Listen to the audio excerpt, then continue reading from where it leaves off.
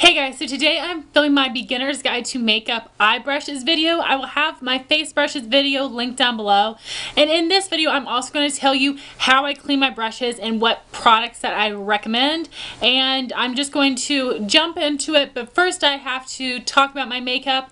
I know it's very, very colorful. I got a little carried away when I was getting ready. I know it's a little intense, but I actually kind of like it. So let me know your thoughts. But now just jumping into the video. So my favorite brands of eyeshadow brushes would definitely be Sigma and e.l.f. I do have some random brushes from Sonia, Kashuk, from NYX, from Mary Kay, from MAC. I have a couple random brands, but my favorite are from Sigma and also e.l.f. And I haven't tried any Real Techniques eyeshadow brushes. Let me know if you have. I know they have a starter eye kit, but I have not picked that one up, but let me know if I should. So first I'm going to start with the eyebrow brushes, and the first one I recommend is a Spoolie. This is from Sonia Kashuk, but e.l.f. also sells one, and I use a Spoolie in my brows before I put any product in, just to help comb them into place. Then I also have a eyebrow comb, which looks like this. This is from Flirt Cosmetics. Real Techniques also sells one, but it is metal. And you don't exactly need both of these. I think they are both good to have. I use both every day. And I use this first, and then after I apply product to my brows, especially if it is a pomade like I use today, I will use a brow comb like this because it combs out the product and makes it go through my brows evenly, but it doesn't wipe it away. A spoolie brush is going to most likely wipe it away, so I like to use a comb. So then for filling in the brows, I have 3 different brushes, and you definitely don't need all of them, but the first one I have here is the Sigma E75 angled brow brush.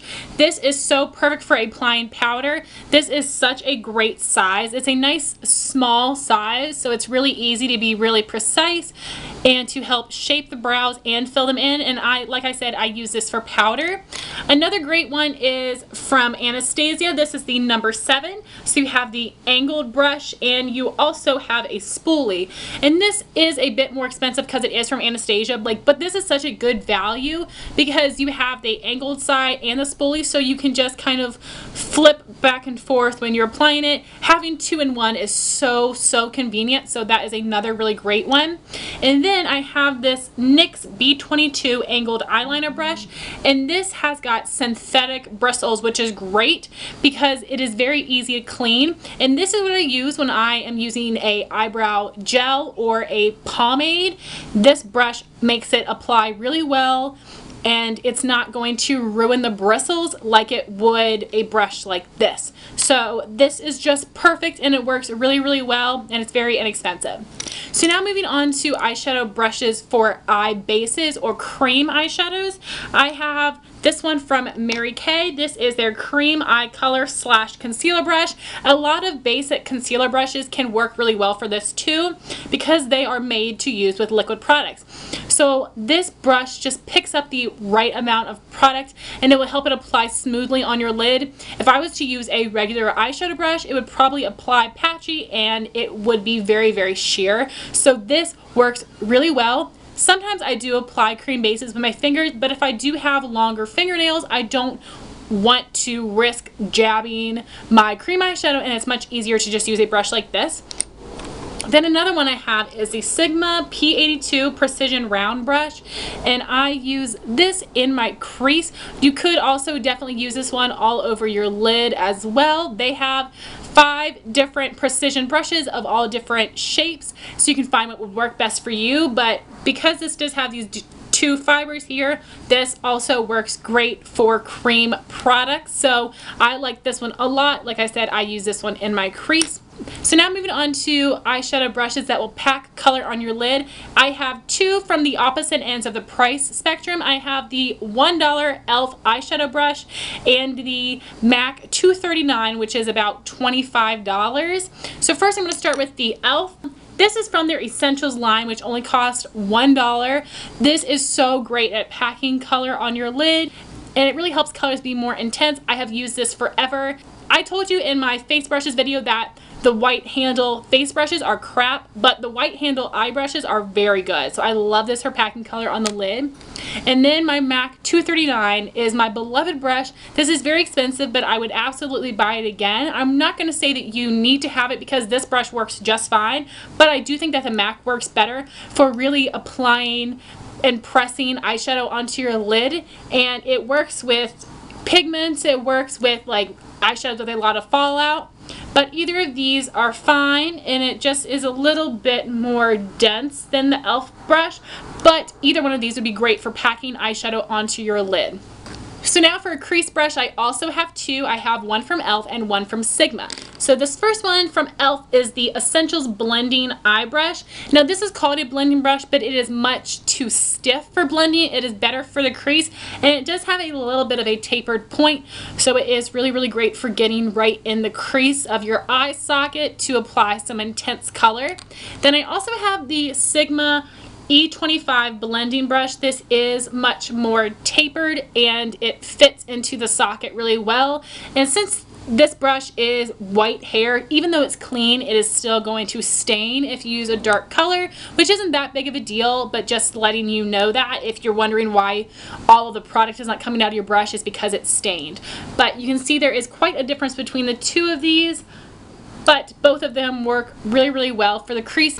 So now moving on to blending brushes, I have two here to show you, and they are both from Sigma, and which one you prefer may depend on the size of your eyes and your eye area. So I have the Sigma E40 tapered blending brush and the Sigma E45 small tapered blending. As you can see, there is quite a difference here. This one is tapered, but it's tapered at the ferrule, and the small taper blending is tapered all the way. It is like a tulip shaped brush. It's tapered at the ferrule and tapered at the tip. So you can see there is quite a size difference between the two. The E40 is great for covering a large area, but for me, I feel like if I use this, it can sometimes get a little bit muddy on me and take up too much space. But if you have a larger crease or eye area, this does work really, really well at adding a transition color and blending out your crease color.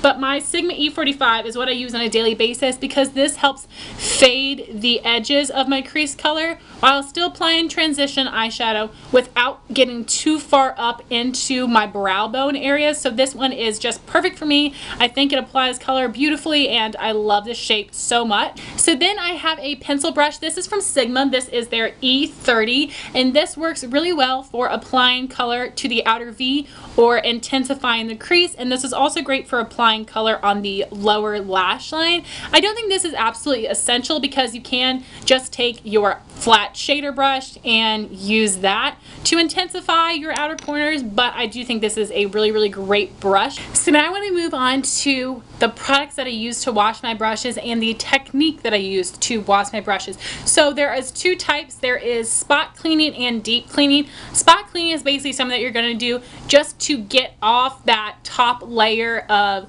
shadow or powder product so that your brush can be used for another color right away. This is something that's really great, especially for makeup artists or anybody that is doing freelance work, and you do still want to deep clean your brushes, but if you need to use the same brushes for multiple colors or multiple clients, that is a great way to do it, and it dries within 10 seconds at the most.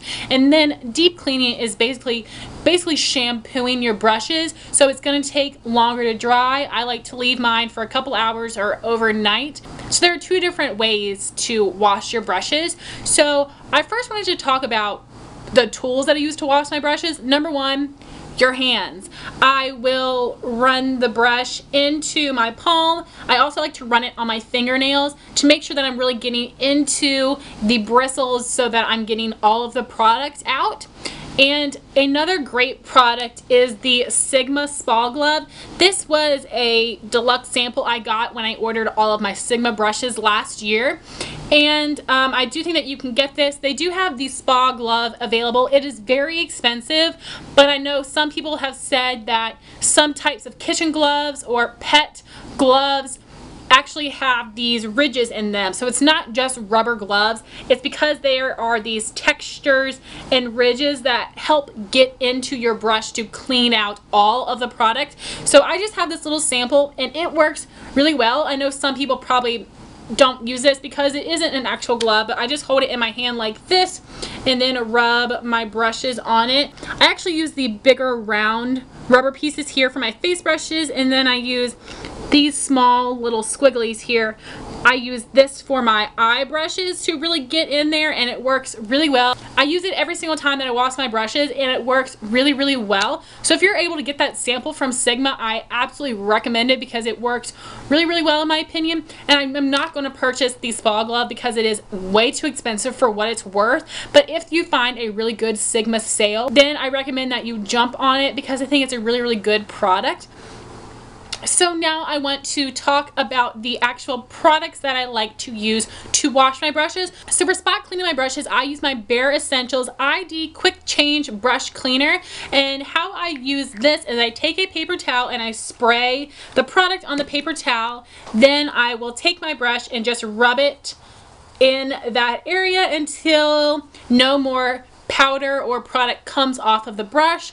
Then I just have to wait 10 seconds and I can use it right away. So that is why I love this. It doesn't have a funky smell. It doesn't leave them feeling dry. This can't be all that you use. You do need to deep clean your brushes once in a while, but just to get off that color, I think this is a great product. This cost me $6 from the Bare Minerals outlet, and e.l.f. also sells a daily brush cleaner that is the same thing, so either of those would work awesome, and that's what is something that is great for spot cleaning. So for deep cleaning your brushes, you can actually make your own cleaner. If you take the Dawn dish soap mixed with extra virgin olive oil, then you have a cleaner right there. The dish soap is going to make sure you clean out all of the product, and the olive oil is going to keep the bristles soft, so that is something that you can use at home. But if you feel like buying something so it's just easier and more handy, you can get something like this. This is the Johnson's Baby Shampoo. I've been using this forever and it works so well. If it is going to be gentle enough for a baby, it's going to be gentle enough for my brushes.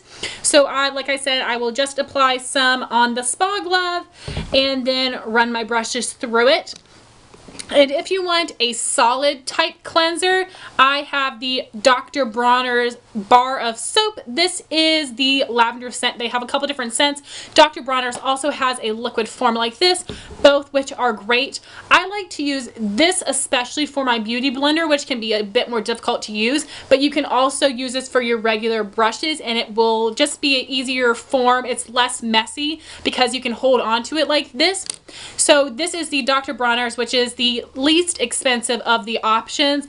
There is also the Beauty Blender Solid Cleanser, and Sephora just came out with a solid cleanser as well, which is so awesome because in the cap they have a little texture pad that is very similar to the Sigma Spa Glove. So I would recommend that if you want a solid form to get the Sephora, and even if you run out, keep the container so that you can use this product to really help clean your brushes. I think that is such a great idea from Sephora, a genius product.